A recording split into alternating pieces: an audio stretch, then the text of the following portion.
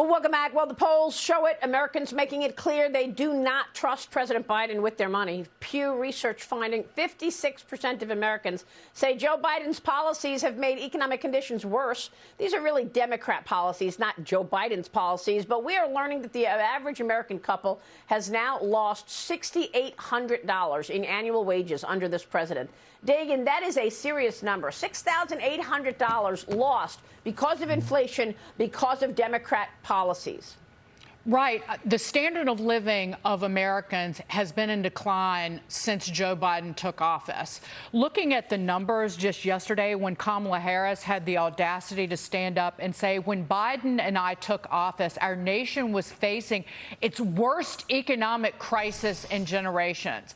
In fact, it was the opposite. The crisis has been created by the left-wing lunacy and their policies that fomented this inflation and, again, declining real wages. When they took office at the end of 2020, the U.S. economy was growing at a 4.5% clip, and inflation in December of 2020 was at 1.4%. Now you've got 40-year high inflation and an economy that's headed into a recession. Yep, that's right. Mark. To Dagen's point, inflation's eroding the quality of life for every single American. I mean, up and down the income spectrum, rich, poor, middle America. And I agree. I mean, 100%. Biden's policies are hurting the economy. They're perpetuating inflation. We are where we are right now because of incompetent leadership and policy error after policy error after policy error. And I think two of the biggest culprits, number one, mass production of stimmy checks. We all know about that. And number two, this whole climate change agenda and everything they've done surrounding that, from canceling the Keystone XL pipeline and so on and so forth.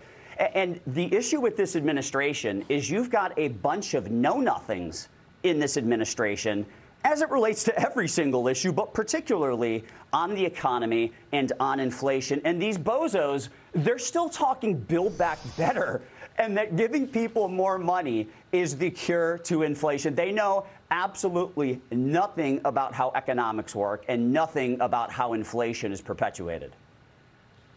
Yeah, it's interesting. That is exactly what Miranda Devine's column is today in the New York Post. She writes, it's no accident either, since Biden deliberately has appointed people in his cabinet who tick the right diversity boxes in terms of their physical appearance, with no concern whatsoever on whether or not they're qualified to oversee a $6 trillion economy. So you nailed that one, and Mark. That's who's in charge, Dagen. Just to add to that, the Wall Street Journal editorial page yesterday had a somewhat similar op-ed about the very same thing, about the people in the administration have no private business experience. Biden, Kamala Harris, and all the way down. Yeah, and you know who wrote it first is Liz Peek. She wrote all about the administration in her column in The Hill recently, a couple of weeks ago, pretty much saying, don't just blame Joe Biden. His cabinet does not have the goods to handle what we're dealing with.